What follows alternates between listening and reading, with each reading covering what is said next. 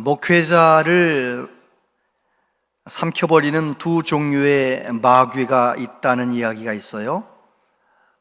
첫 번째 마귀는 목회자에게 기도를 조금만 하도록 만드는 마귀래요. 기도를 하는 것도 아니고 안 하는 것도 아니고 조금만 하게 만드는 마귀. 두 번째 마귀는 아예 기도를 하지 못하게 만드는 마귀. 여러분 생각에 첫 번째 마귀가 고단수 같아요? 두 번째 마귀가 고단수 같아요? 대답하기 어려워요? 여러분, 기도를 조그맣게 만드는 마귀가 더 고단수래요. 목사님이 기도를 하는 것도 아니고 그렇다고 안 하는 것도 아니고 적당히 조금 하는 목사님은 일평생 나는 기도하는 목사다 이런 생각을 가지고 일평생 목회하면서 능력 없는 목회를 하게 되기 때문에 그렇다는 것이죠. 그렇다면 목회자만 그런 걸까요? 일반 성도들에게도 그대로 적용되는 이야기입니다. 기도를 하는 것도 아니고 안 하는 것도 아니고 누가 기도하느냐고 물어보면 네 기도합니다라고 대답을 하는데 사실은 따져보면 기도를 제대로 한 적이 없는 그런 성도, 그건 마귀 밥이 되는 것이죠. 일평생 예수님 제대로 믿는 감격과 기쁨을, 영광을 한 번도 경험하지 못하고 교회만 다니는 교인으로 인생을 끝내는, 불행하게 만드는 마귀의 계략이 그대로 적중되는 가장 불쌍한 사람이 되는 것이죠. 여러분, 요즘 우리나라의 돌아가는 정치 상황과 경제 상황을 보면 기도를 해야 되겠습니까? 안 해도 되겠습니까? 많이 해야 되겠습니까? 경찰 특공대 1000명을 차출해서 대통령을 체포하겠다는 사람이 있는가 하면 목숨을 걸고 대통령을 지키겠다는 경호대가 있고 또 시민들이 있고 일촉즉발에 도대체 우리나라는 일주일 후에 한 달 후에 어디로 가는 것인지, 정치인들은 우리나라의 경제, 우리나라 국민들의 이 큰 아픔을 알기나 하는 것인지, 정권만 잡으면 되는 것인지, 정권만 지키면 되는 것인지, 저렇게 삼성이 잘 나가던 삼성이 저렇게 쩔쩔매는데 온 국민이 힘을 합치고 여당 야당이 힘을 합쳐도 이게 될까 말까 하는 이 시국에 이게 지금 우리나라 어떻게 하면 좋습니까? 그리고 전 세계는 어떻고요? 기후는 어떻고요? 우리 젊은이들은 어떻고요? 기도해야 할 때입니까? 기도하지 않아도 되는 때입니까? 기도해야 할 때잖아요. 그런데 여러분 알람 설정하셨어요? 오늘까지만 말하고 그다음부터는 말 안 할 거예요. 좋은 말 할 때 알람 설정 하세요. 내가 기도하기 딱 좋은 그 시간에 알람 설정하시고 하나님 앞에 주여, 나도 예수님 한번 제대로 믿어보고 싶습니다. 주여, 성령으로 충만하게 되게 하여 주시옵소서. 주여, 우리 가정, 우리 자녀들, 우리 나라, 우리 교회 알람 설정하는 은혜가 있게 되길 바랍니다. 아멘. 다니엘은 정말 격동의 국제 정세 속에서 살았던 인물이에요. 바벨론이 망하고 페르시아가 일어나는 격동의 역사 속에 살던 다니엘, 그는 어떤 사람이었습니까? 기도의 사람이었습니다. 오늘 다니엘의 이야기를 통하여 저와 여러분에게 기도하라고 말씀하시는 하나님의 엄중한 말씀을 무겁게 받아들이고 기도의 사람이 되어가는 우리 모두 되시기를 축복합니다. 첫 번째, 다니엘은 어떤 기도의 사람이었습니까? 말씀을 붙들고 기도하는 사람이었습니다. 2절에 보면 곧 그 통치 원년에 나 다니엘이 책을 통해 여호와께서 말씀으로 선지자 예레미야에게 알려주신 그 연수를 깨달았나니 곧 예루살렘의 황폐함이 70년 만에 그치리라 하신 것이니라. 다리오 왕 때 바벨론은 무너지고 이제 메데 나라가, 페르시아가 일어나서 메데의 첫 왕 다리오 왕이 나라를 다스리는 원년, 주전 539년쯤 되는 그 해, 정말 국제 정세가 극도로 혼란한 거예요. 바벨론이 망할 것 같지 않은 나라였거든요. 여러분 검색창에 바벨론 제국 쳐보십시오. 이라크 땅이 다 바벨론이고요. 중동, 이스라엘, 저 터키 남부 지역, 이집트까지 바벨론은 망할 이유가 없는 대단한 나라였습니다. 그런데 하나님이 말씀하신 대로 바벨론이 70년 만에 망해버리는 거예요.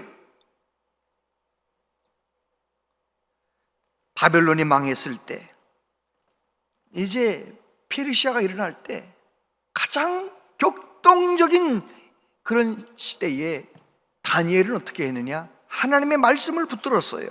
어떤 책을 읽었느냐? 예레미야 책을 읽게 되었는데 25장 12절에 보니까 여호와의 말씀이니라 70년이 끝나면 내가 바벨론의 왕과 그의 나라와 갈대아 인의 땅을 그 죄악으로 말미암아 벌하여 영원히 폐허가 되게 하되. 예레미야 29장 10절부터 13절까지 한 절씩 저 한 절 여러분이 한 절 교독합니다. 여호와께서 이와 같이 말씀하시니라 바벨론에서 70년이 차면 내가 너희를 돌보고 나의 선한 말을 너희에게 성취하여 너희를 이곳으로 돌아오게 하리라. 여호와의 말씀이니라 너희를 향한 나의 생각을 내가 아나니 평안이요 재앙이 아니니라 너희에게 미래와 희망을 주는 것이니라. 너희가 내게 부르짖으며 내게 와서 기도하면 내가 너희들의 기도를 들을 것이요 너희가 온 마음으로 나를 구원하면 나를 찾을 것이요 나를 만나리라. 아멘.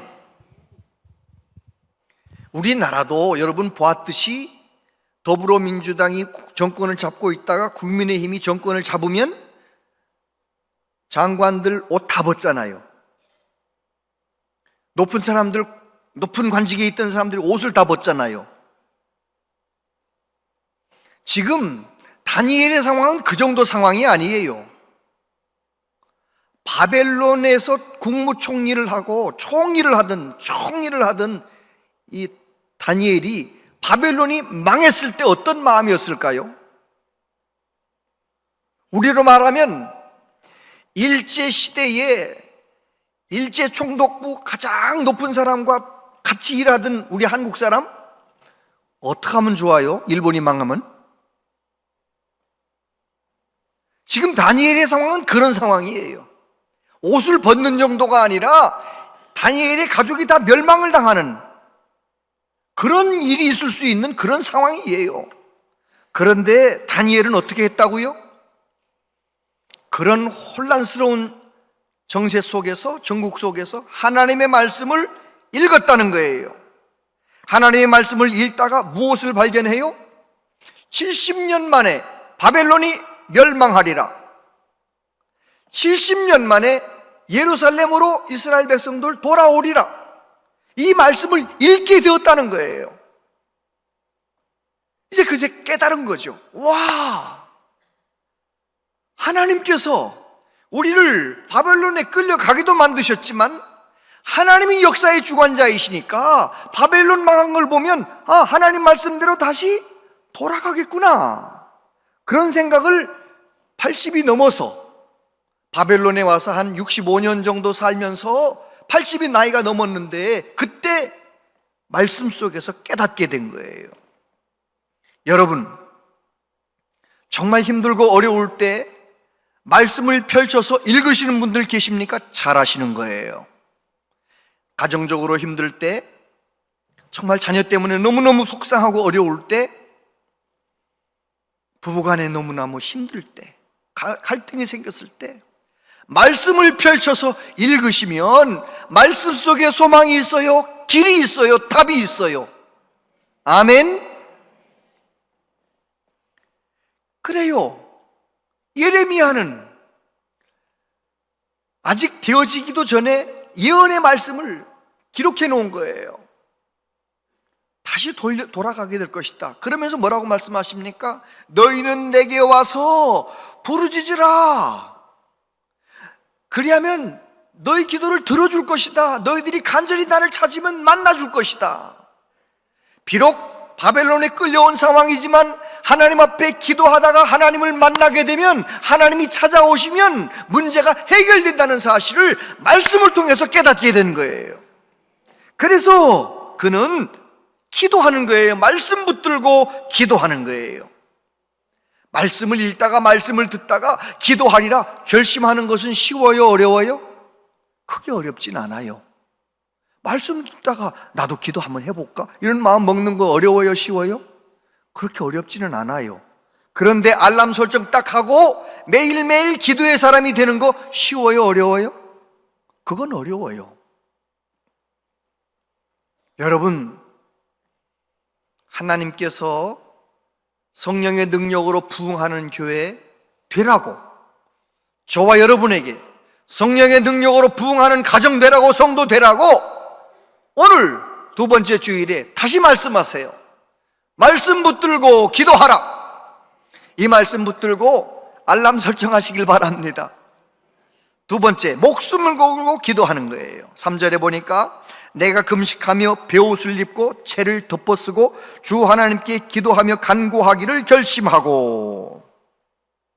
다니엘이 메대 나라가 다리오가 왕이 되었을 때 다니엘이 얼마나 신임받는 사람이었으면, 얼마나 그의 지혜와 그의 능력이 출중했으면 다리오 왕이 다니엘에게 총리가 되라는 거예요. 그렇게 했을 때 메대 출신 사람들 두 총리가 또 다른 권력자들과 함께 어떤 계략을 꾸밉니까? 바벨론의 총리가 메대의 총리가 된다는 게 웬 말이냐? 아무리 왕이 그를 사랑해도 안 된다 이건. 그래가지고 왕 이외에 다른 신에게나 다른 것에 기도하면 30일 동안 기도하면 사자굴에 넣읍시다. 법을 만들어가지고 왕의 도장 찍힌 거 알면서도 다니엘이 어떻게 해요? 사자굴에 들어갈 것을 알면서도 기도하는 거예요. 목숨 걸고 기도하는 거예요. 성경 말씀을 읽다가 깨달았는데 세상에 80이 넘은 어른이 80 넘은 어른이 금식을 작정하고 기도를 하기로 작정했다는 거예요.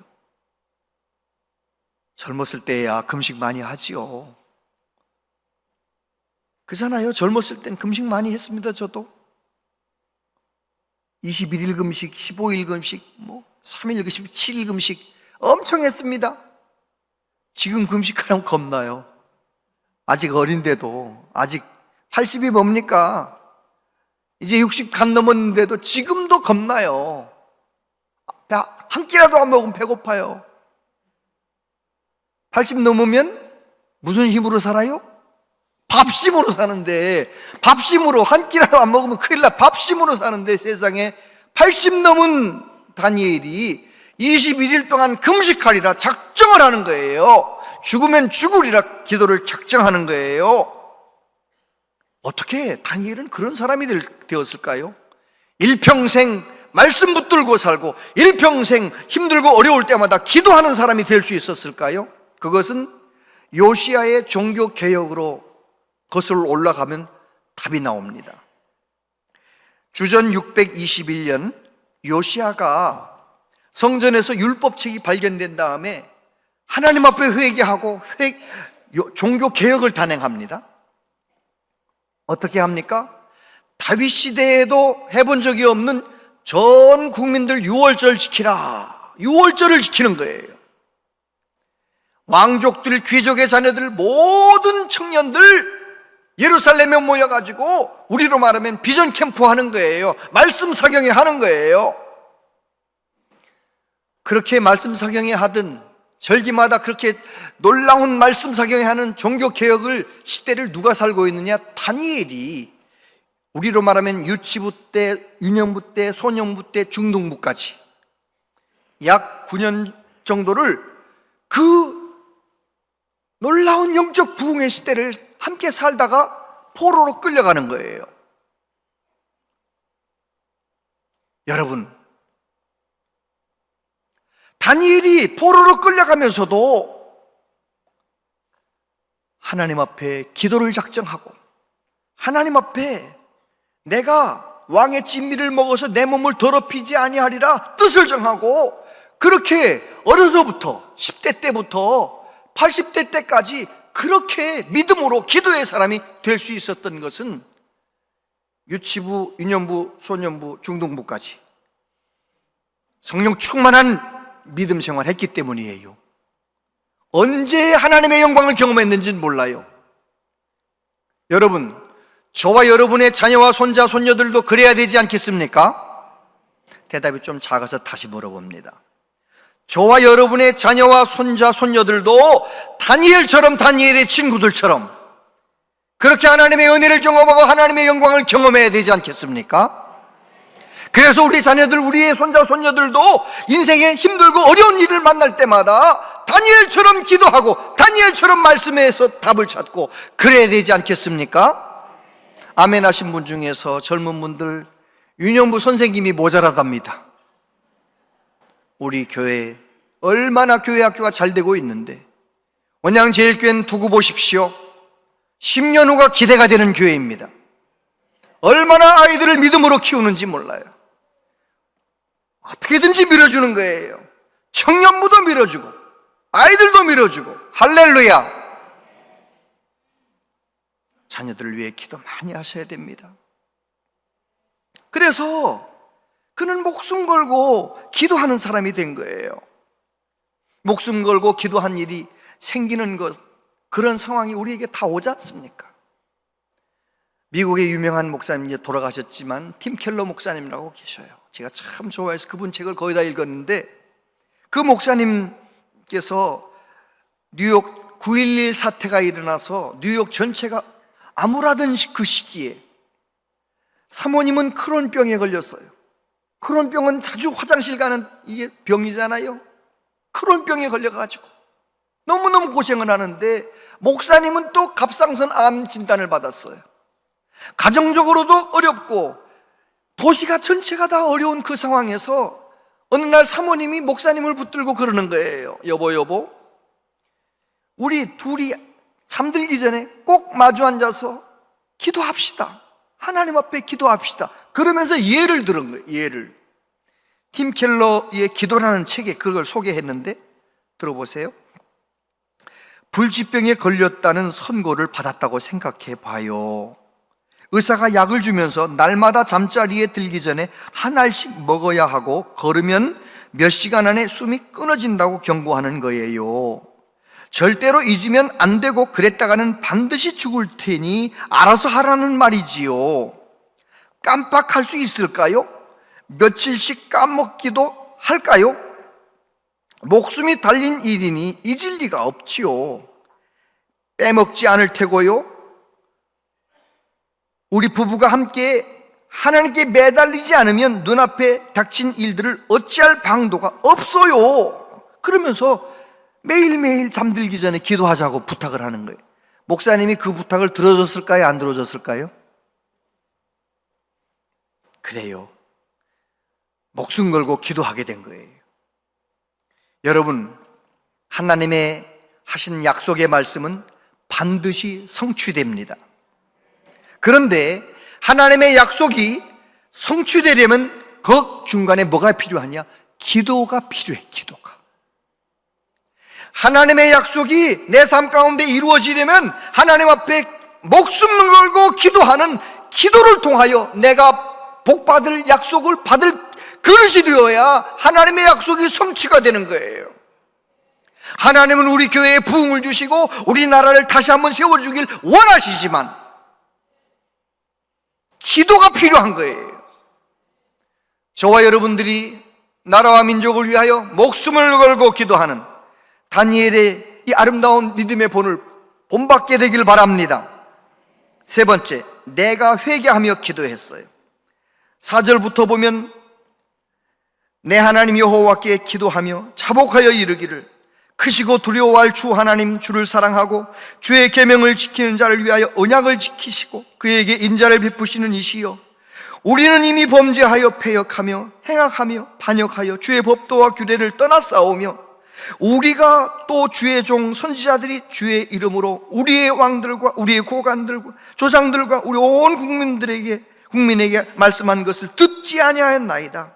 주여, 공의는 주께로 돌아가고 수치는 우리 얼굴로 돌아옴이 오늘과 같아서 유다 사람들과 예루살렘 거민들과 이스라엘 가까운 곳에 있는 자들이나 먼 곳에 있는 자들이 다 주께서 쫓아내신 각국에서 수치를 당하였사오니 이는 그들이 주께 죄를 범하였음이니이다. 주여, 수치가 우리에게 돌아오고 우리의 왕들과 우리의 고관과 조상들에게 돌아온 것은 우리가 주께 범죄하였습니다마는 주 우리 하나님께는 긍휼과 용서하심이 있사오니 이는 우리가 주께 패역하였음이오며 우리 하나님 여호와의 목소리를 듣지 아니하며 여호와께서 그의 종 선지자들에게 부탁하여 우리 앞에 세우신 율법을 행하지 아니하였음이니이다. 그 이후에 계속 말씀 본문을 읽어보면 우리라는 단어를 얼마나 많이 쓰는지 몰라요. 다니엘은 말씀 붙들고 기도하며 믿음으로 하나님 바라보며 살았어요. 그런데 그가 이스라엘 나라를 위하여, 이스라엘 백성들을 위하여 기도할 때 뭐라고 기도하는 거예요? 그들이 죄를 범하였나이다, 그들이 하나님 말씀을 듣지 않았나이다, 그들이라고 말하지 않는 거. 뭐라고 말하는 거예요? 우리가.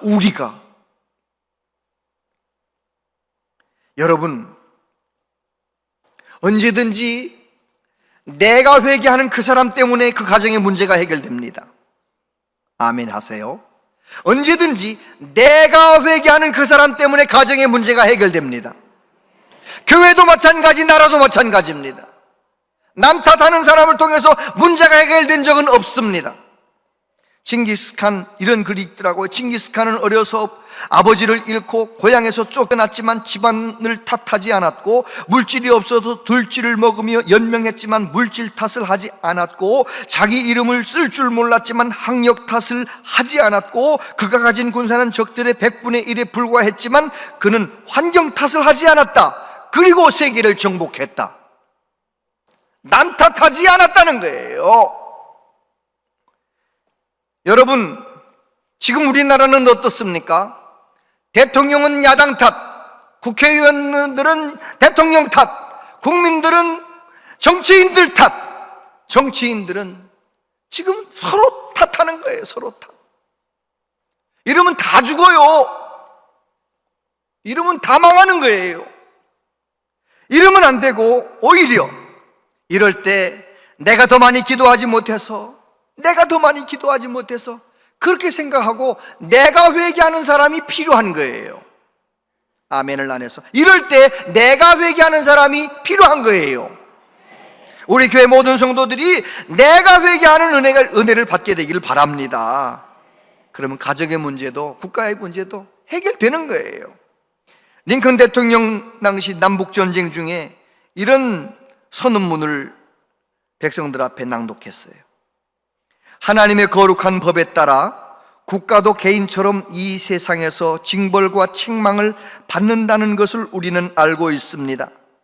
지금 이 나라를 황폐시키는 남북 전쟁의 참화는 우리의 교만한 죄로 인해 부과된 형벌이요, 전 국민이 하나가 되어 국가 개혁을 달성하라는 하나님의 채찍질로 받아들이는 것이 마땅하지 않습니까?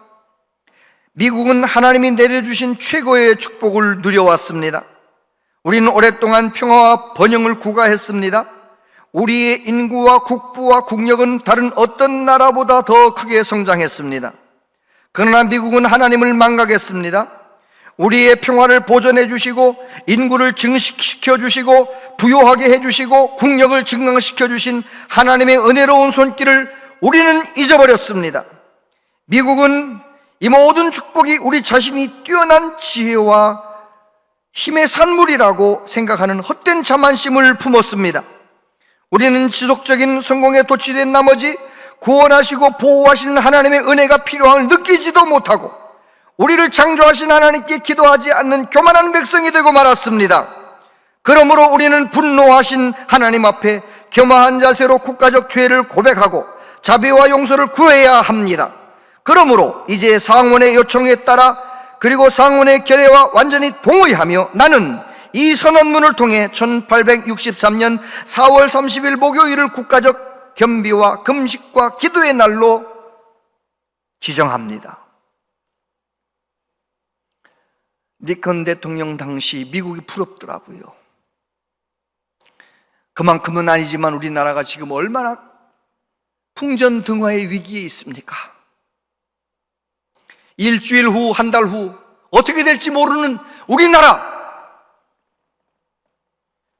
대통령이 이런 말 하겠습니까? 국회의원이 이런 말 하겠습니까? 누구도 이런 말 하지 않잖아요. 그러면 어떻게 합니까? 우리 교회가 해야지요. 아멘을 안 해 다시 하겠습니다. 우리 교회가 해야지요. 우리나라가 이렇게 어려워진 것은 우리가 하나님을 잊어버렸기 때문입니다. 내가 잘해서 우리가 잘해서 우리나라가 경제적으로 잘 산 것처럼 우리 민족이 하나님 앞에 교만해졌습니다. 내가 잘못했습니다. 내가 회개하는 사람, 우리 교회가 그런 교회가 되시기를 축복합니다. 하나님은 우리가 그렇게 되기를 원하시는 거예요. 내가 죄인인 것처럼 이 국가적인 위기 앞에서 내가 회개하게 될 때 하나님의 놀라운 역사가 나타나는 거예요. 예수님의 삶이 우리에게 보여주지 않으셨습니까? 예수님은 죄가 없으시고 예수님은 의로우신데 하나님이 사람이 되셔서 우리를 위하여 기도만 하신 것이 아니에요. 친히 죄인인 것처럼 십자가에서 죽으시는 거예요. 다니엘이 이스라엘을 위해서만 기도한 것이 아니라 이스라엘이 되어서 기도한 것처럼, 내가 이스라엘인 것처럼 우리가 하며 기도한 것처럼 우리 예수님께서도 하나님 앞에 목숨 걸고 기도하시고 말씀 붙들고 기도하시고, 우리 예수님께서도 저와 여러분을 위하여 우리의 죄를 탓하지 아니하시고 우리의 죄를 위하여 짊어지시고 십자가에 죽으셨어요. 그래서 우리는 영원히 구원받는 길이 열린 거예요. 그 예수님을 나의 구주로 믿는다 하면서도 남 탓하면 그거는 참된 그리스도인 아니에요. 국가적인 위기 앞에서, 가정적인 어려움 속에서, 개인적인 어려움 앞에서 우리는 내가 회개할 기회로 알고 목숨 걸고 기도하는 은혜가 있게 되기를 축복합니다. 아멘. 다니엘은 하나님께서 보여준 환상을 봤어요. 그가 본 환상은 이런 것이었습니다. 바벨론이 무너지면 페르시아가 일어서고, 페르시아도 영원한 것이 아니고 페르시아가 무너지면 헬라가 일어날 것이고, 헬라가 무너지면 로마가 일어날 것이다. 하나님께서 다니엘에게 그런 환상을 보여주셨어요. 다시 말해서 다니엘은 아주 단순하게 이젠 우리 70년이 찼으니까 예루살렘에 돌아가겠구나, 할렐루야, 그러지 않았어요. 우리 민족이 하나님의 긍휼하심으로 돌아가겠지만, 그러나 페르시아 무너지고 헬라가 들어서고 로마가 일어서고 우리나라는 또 다른 어려움을 만날 거라는 것을 하나님의 예언의 말씀을 통해 안 거예요. 깨달은 거예요. 우리에게 적용하면 어떻습니까? 여러분, 우리는 지금 내 앞에 있는 이 문제만 해결되면 다 해결될 것처럼 생각할 때가 있어요, 없어요? 있어요, 없어요? 물어보면 뭐라고 대답해야 돼요? 다시 물어볼게요. 우리는 내 앞에 있는 이 문제만 해결되면 인생의 문제가 싹 다 해결될 거라고 생각할 때가 있어요, 없어요? 많아요. 자녀가 속속일 때 사춘기 자녀 때문에 아주 죽을 것만 같았는데 이 문제만 해결되면 다 해결될 것 같았는데 해결되던가요? 더 큰 문제가 기다리고 있어요. 경제적인 문제, 건강의 문제 해결되면 다 해결될 것 같이 생각하지만 우리의 인생은 그렇게 간단하지가 않습니다. 가면 갈수록 이런저런 문제가 기다리고 있어요. 여러분 집안의 어르신들 돌아가시는 마지막 모습을 보셨습니까? 얼마나 힘들게 인생이 꺼져가는 모습을 보셨습니까? 그게 다 우리의 모습이에요. 우리가 예외 없이, 물론 주무시다 가실 분도 있겠지만 대부분의 사람들은 얼마나 노환으로 고생하다가 마지막 기력 다 촛불 꺼지듯 꺼질 때까지 고생하다가 마지막 죽는 게 사람 아니에요? 인생의 문제가 이것만 해결되면 끝나는 게 아닙니다. 또 다른 문제가 기다리고 또 다른 문제가, 마지막에는 죽음이라고 하는 너무 감당하기 어려운 큰 문제가 우리 앞에 딱 버티고 있는 거예요. 다시 말해서 우리는 인생 끝날 때까지 하나님의 도우심이 없이는 살 수 없는 연약한 유한한 존재들이에요. 우리는 유한한 존재들이에요. 그래서 우리는 어떻게 해야 제일 잘 사는 것입니까? 하나님의 말씀에서 답을 찾고 하나님의 말씀이 명한 대로 기도하며 목숨 걸고 기도하며 내가 회개하며 기도하며 그렇게 살아가게 될 때 저와 여러분들은 내 인생 남은 인생 가장 잘 살게 되는 복된 성도의 길을 걷게 될 줄로 믿습니다. 이런 글을 읽어봤어요. 새는 날개가 무거워도 그것으로 인해 날 수 있고 배는 돛이 무거워도 그것으로 인해 항해하고 기차는 화통이 무거워도 그것으로 인해 질주하고 비행기는 날개가 무거워도 그것으로 인해 날아간다. 어떤 사람이 시계에 달린 큰 줄을 보고는 시계가 힘들어하니 줄을 떼어두자고 했다. 그러나 그 줄을 떼는 순간 시계 바늘은 서고 말았다. 바로 이것이다. 성도들은 피곤하고 힘들어도 매일 기도해야 한다. 성도는 기도의 힘으로 살아가기 때문이다. 인정하십니까? 여러분, 우리는 기도해야 할 때입니다. 국가적으로도 그렇고요, 지구촌을 생각해도 그렇고요, 기도해야 할 때입니다. 저와 여러분들이 다니엘의 기도를 통하여 오늘 우리에게 주신 말씀을 무겁게 받고 하나님 앞에 깨어 기도하다가 하루하루 주님과 더 깊이 동행하며 살아가는 은혜가 있게 되기를 바랍니다. 기도하겠습니다. 하나님 아버지, 우리가 다니엘처럼 기도해야 하는 그런 상황 속에 걸어가고 있는데 기도를 잘 하지 않아서 죄송합니다. 주님, 다시 한번 기도하기로 마음의 결심을 합니다. 우리의 결심이 행동으로 옮겨질 수 있도록 성령님 도와주시옵소서. 예수님 이름으로 기도하옵나이다. 아멘.